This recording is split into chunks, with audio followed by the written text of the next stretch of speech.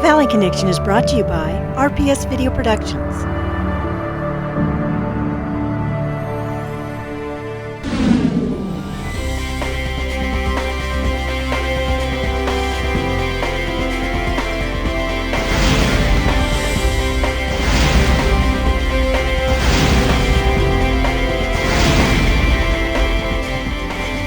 Welcome to this month's edition of the Valley Connection, where we bring you local information of what's happening throughout the Inland Empire. I'm Cesaria Hernandez.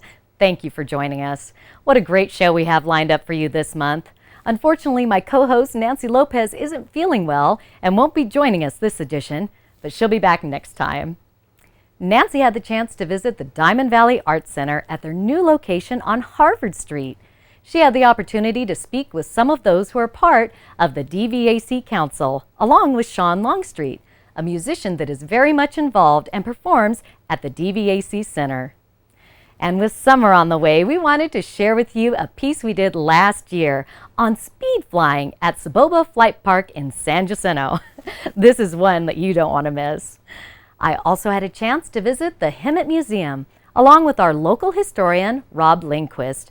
Oh, there is so much more to share with you, so please stay tuned and experience some of the Inland Empire through the Valley Connection. The Camelot, a magnificent place locals describe as a castle. Located in the beautiful San Jacinto Valley, holiday retirement. Experience living like royalty as a resident at the Camelot with independent retirement living. Enrich your life with a warm, inviting sense of community and nothing to worry about but deciding among a full calendar of social activities, outings, and special events to participate in.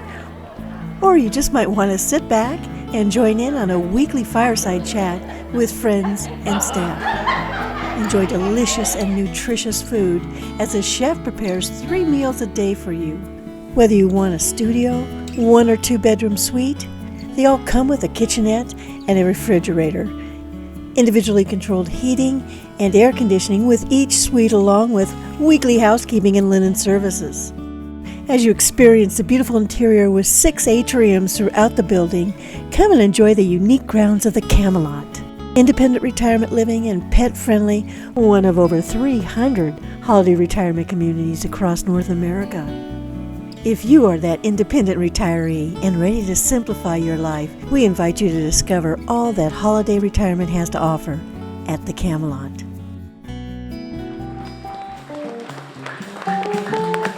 Diamond Valley Arts Council is extremely excited about their new location on Harvard Street in downtown Hemet. Nancy had a chance to talk with some council members.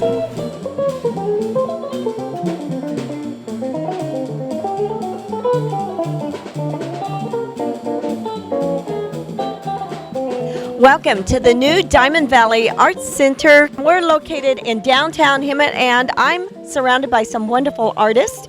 We're going to start with you, Elena. This is Elena Kern, and she is the treasurer of the board. Elena, what prompted the move to downtown Hemet, and tell us some of the things we can expect at your new location? Well, the main reason we came here was we wanted to be a part of the revitalization of downtown Hemet. We want our town back. We want it the way it used to be. We're here to promote the arts and to create community and to all work together to bring our town back to something that we can all be proud of. And we have a lot of arts here. Just mention some of the things people might expect when they walk through your doors. Okay, this is my gallery. I moved my gallery from Idlewild, California, down the hill to Hemet to be a part of this revitalization. And we have the Diamond Valley Arts Council Gallery. That's a gallery for our members. There's a member show going on there now that will be up for about 3 months. We do music. We have a wonderful jazz event the 3rd Sunday of every month. We are going to be doing theater. We have a wonderful new stage. This building is just incredible. The building itself is 115 years old.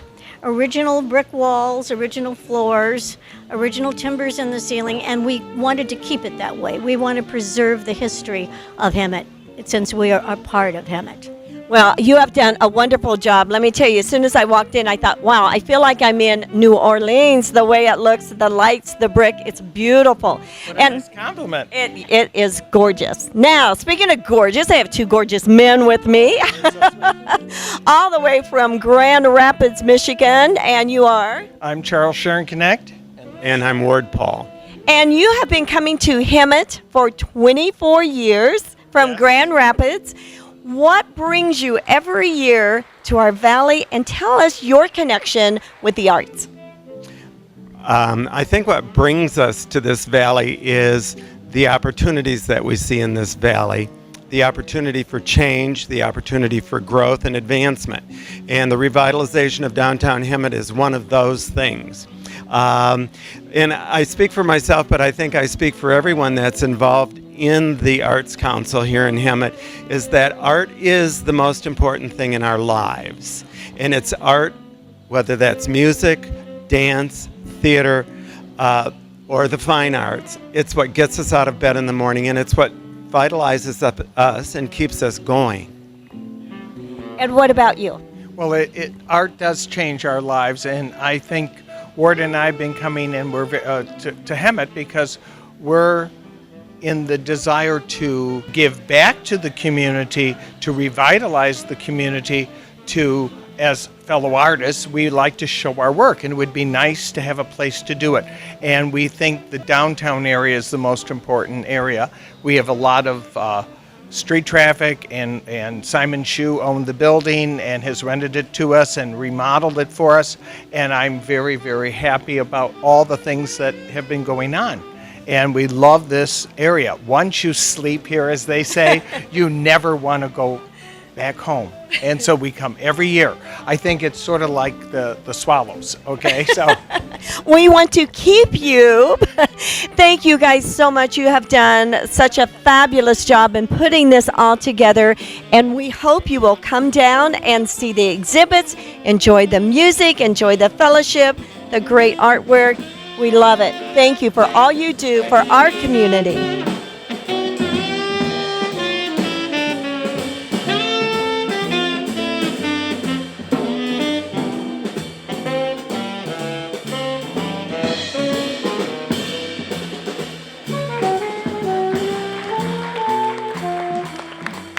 I am here with a wonderful local musician, Sean Longstreet, and welcome. And tell me about your involvement with DVAC. How long have you been involved, and what's the importance of the involvement here? Nice. I've been involved with the DVAC for the past 5 years or so. As soon as they opened up the Esplanade Arts Center, I started getting involved with them, doing music for theater and doing music for their third Sundays. Jason and I worked together on bringing in artists for every third Sunday. So I've been working with this group for a long time. It's been fun to see it to grow and to see it open up in this new space in this Diamond Valley Arts Center now. So it's really important for me because I grew up in the area. I graduated from Hemet High School in 2002, and it's fun for me. I still live locally, and I really like to see an active arts community. You know, people say there's nothing going on in Hemet, but that's just because they don't know. Like, we do have this Diamond Valley Arts Center, and there's plenty of things going on. There's theater, there's music, jazz, there's a lot of rock venues going on. So there's plenty for people to do here. So for me, it's a real pleasure to be involved with this organization to help bring more music and arts to the community. So I encourage everyone to come out as often as possible. I didn't mean to grab the mic from you there. You know what? It is a wonderful venue. I love the acoustics. It's just a warm setting. Yeah. And you know what? We have a lot of talent out there, Sean. So get involved. Come on down and see what we have to offer right here at 123 North Harvard Street.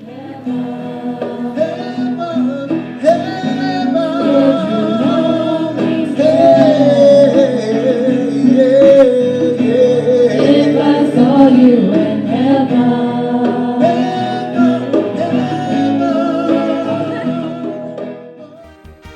Are you interested in promoting your business or service? Let our television program, The Valley Connection, work for you. With these uncertain economic times, let RPS Video Productions promote your business with a customized commercial or broadcast package that will be aired on The Valley Connection. To receive more information, contact Rob at rpsvideo.com. Now let's continue on with the show.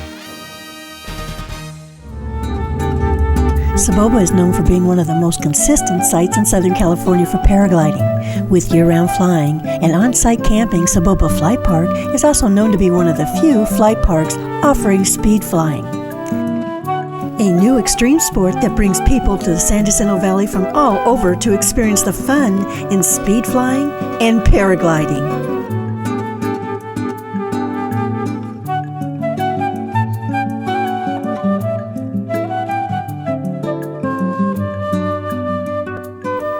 We had a chance to speak with Nesta and Shane from Vancouver, Canada.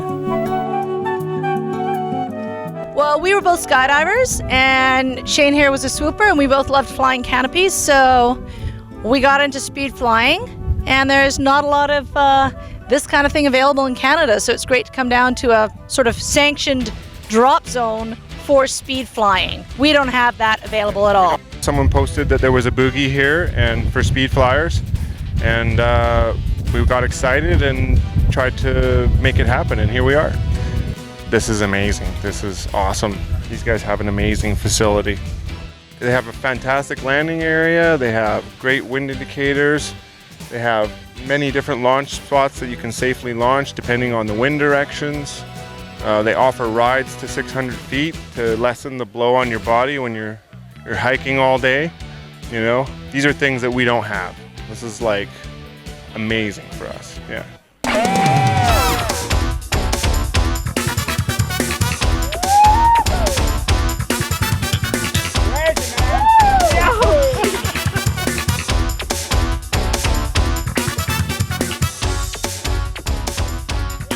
I'm Scott Jenkins. I'm riding for Sky Country and Solaris Wings right now, so I came down here to send out some demos and let people fly them and see how they like the company.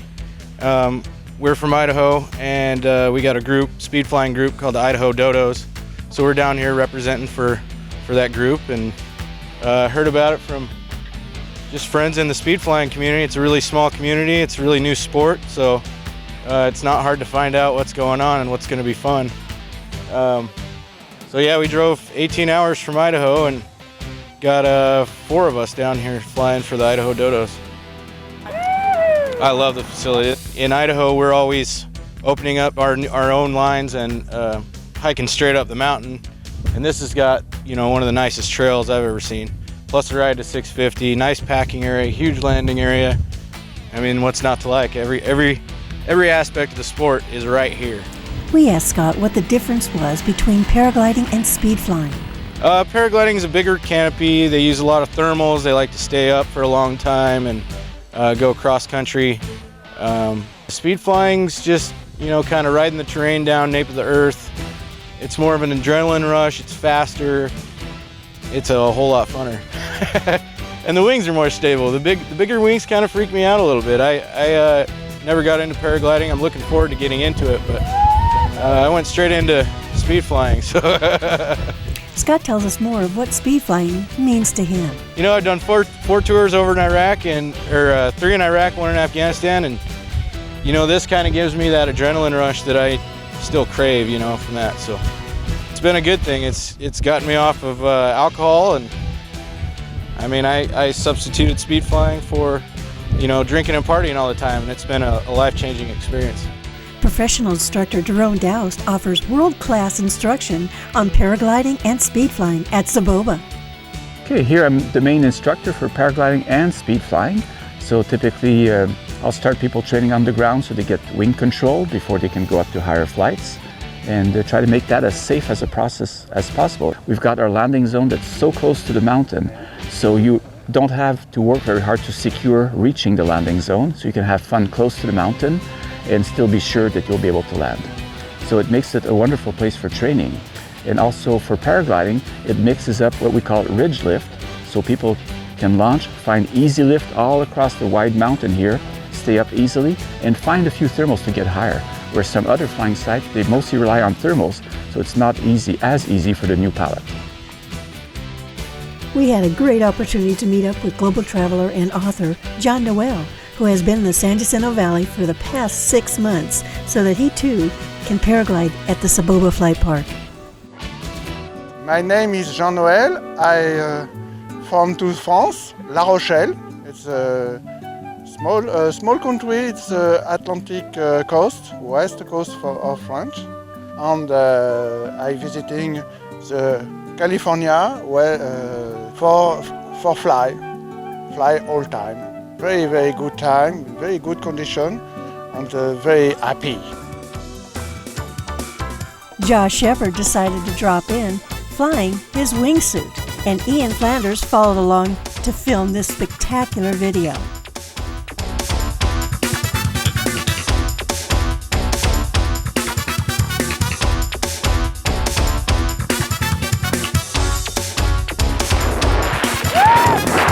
You never know what you're going to see or who you're going to meet.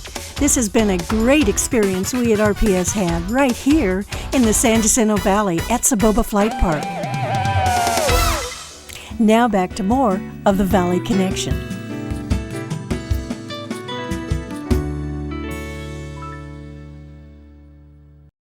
Southern California Detail Specialist Yanez RV. Family owned and operated, servicing the RV industry with over 25 years of experience. Whether it's striping, detailing, painting, or bodywork, make your RV look like new again. Let Yanez RV remove your old decals and paint new stripes back on. Or go for a full body paint job. Have our professionals restore your RV to mint condition. If you need flooring repairs or removal or new flooring installation, take advantage of our flooring services. Protect it all from leaks by having your RV roof permasealed. Yanez RV provides a 10-year no-leak warranty with PermaSeal Roof Guard. It's 100% solid, flexible, and fire retardant. It also insulates and reduces heat.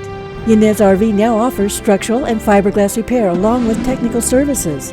Ask about our mobile unit for a wash and wax and detail services. Let our professional team at Yanez RV have your RV looking like new. 951-526-9089.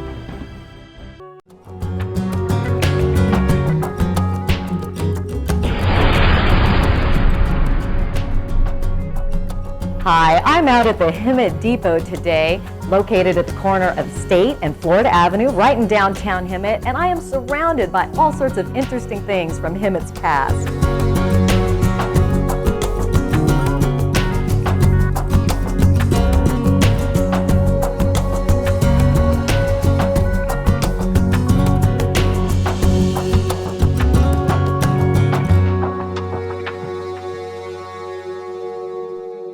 Joining me now is Rob Lindquest, president of the Hemet Heritage Foundation. And Rob, let's start off today by talking a little bit about the depot. All right, Cesaria. The depot, this one is the second depot. Actually, there was probably a very early depot. The first really significant depot was built in 1906.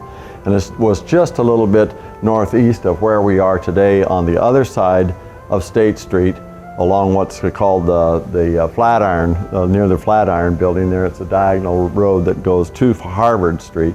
And this one was built in 1913. And this is the freight house, and the freight house was moved from the old depot here. And this was a remarkable structure, and it was ideal, at least from the standpoint of its association as much as anything, but it also gave us a good structure in which to house our museum artifacts and our archival displays. Well, it certainly is an ideal location. My goodness. Let's talk about some of your favorite pieces of the collection. Well, this is an old-time telephone switchboard, and the switches and connections were made with these jacks, and the woman spoke, or the woman operator spoke through this little microphone, which is almost like a little horn. It's an electronic microphone, very early. Well, I know that a lot of the pieces here in the museum relate to the Native American culture that we have here, and also to the railroads that went through here. Railroads, a Native American culture, the early farming communities, the agricultural enterprises that were offshoots of that, including the packing house and all the storage buildings and structures that were part of Old Hemet that were involved with the harvesting and the processing of crops. Well, I know that this is one of your favorite pieces here. Let's talk just a moment about this. Yeah, this one's amazing. This is a bicycle, and it's an American Rambler. I looked it up and did a little research on it. but it was on the Rawson Ranch southwest of Hemet. And it is an early safety bicycle. It was built in it was constructed in 1891 or 92. Wow. Now, this is a wonderful piece here too, Rob. Soboba has so much history here in our valley. And we have a special section devoted just to them. Well, some of these pictures here, these are archival. They're just precious. One in the center is of Ramona Lubo, who is a member of the Kawia tribe up in Anza, and she passed away, I think, in the early 1920s, and she was the counterpart in Helen Hunt Jackson's story of the Ramona and Alessandro, of which you're very familiar. And we also have all of the Ramona memorabilia back here too. Yes, and also these wonderful Indian Oyas. This one came through the Agan family, from the Donald Agan family. This was found in the mountains east of Hemet just after World War II. And it's a water storage Oya, and the size of it is just tremendous. This was just recently acquired. It shows that our displays are not static, and we continually collect new items. Just amazing that these things survived. This is a pestle from a mortar, and there are such things as this is a little mortero for a mortar grinding rock that has had lots and lots of loving use by some grandmother in the Indian tribes many years ago. We have a very good collection of Indian baskets. These are of the California style, the southwestern style, and some of them are Kawia, some of them are Luiseno, some of them are from other places. But the most amazing characteristic of these, particularly the ceremonial baskets, is their weave. The weaving on these baskets is so intricate and so beautiful.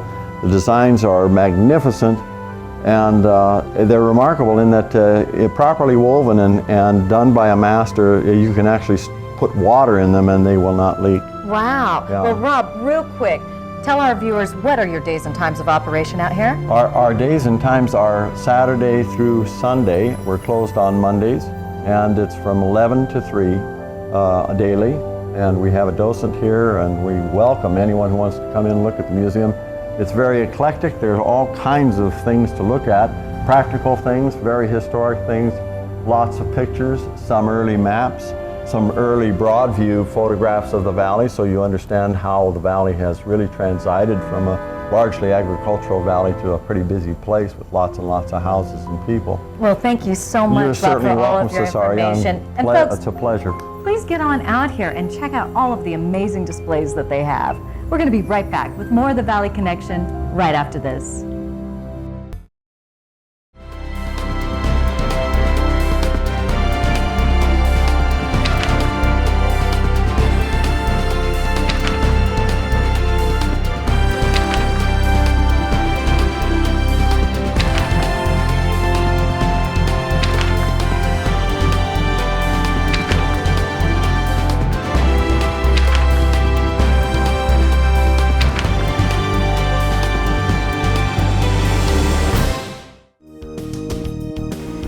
K9 dogs are unbelievable. Officer Long was giving a quick demonstration on what these dogs can do.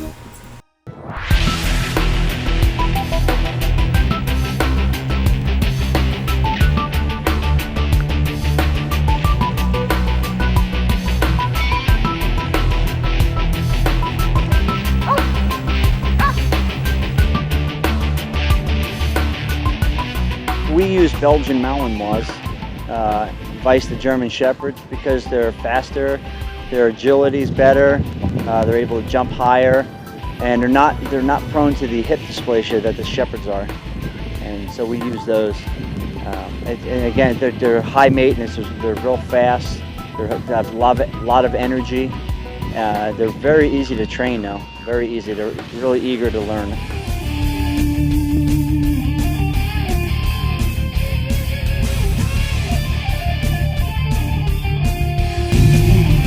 In order to train, it's repetition. You want to bring the dog to people. You want to socialize them with people, okay? You're going to bring them in and have the dog pet, let people pet the dog, okay, and things like that. It's continually to have people around the dog. This is the baby.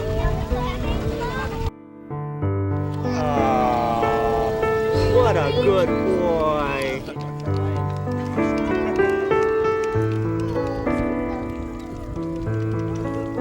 He's nice, doggy, huh? Yeah. Pretty boy, huh? Rich, which is Mike's dog, he's 2.5, and Nico, my dog, is just under 2.5. He's like 2 years and 4 months old.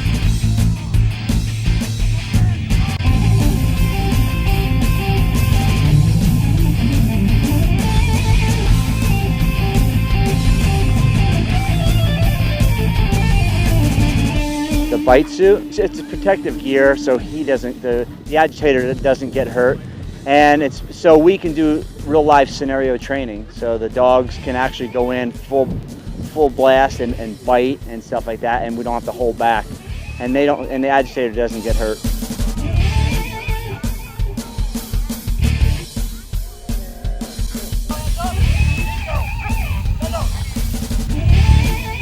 Well, we get them from Europe. They're bred in Europe, and then they're shipped over here to the United States, and then we pick them out. We test the dog first. You test it for its courage, you test it for its hunt drive, and for the play drive. And as long as it passes all that, then we'll take and put them through the school. And the majority of the time, the dogs will pass and be good dogs. The canines are actually they're detrimental to the community because we use them for a lot of different things. We use them for building searches, to apprehend the bad people, the serious felons, people who commit serious crimes such as rape, murder, serious domestic violence, and we use them for narcotics. We search vehicles, search buildings, and things like that. As you can see, there is always so much happening throughout the Inland Empire. We want to thank you for joining us for this month's edition of the Valley Connection, and be sure to get on out to DVAC and enjoy their beautiful art gallery or take in one of their amazing concerts. They have jazz, country western, classical, strings, blues, something for everybody. Take a look at their website to view all of their upcoming events, and be sure to check out our website, www.thevalleyconnection.net, to watch this show or many of our previous shows. Thank you so much for joining us, and we hope to see you next time for more of The Valley Connection.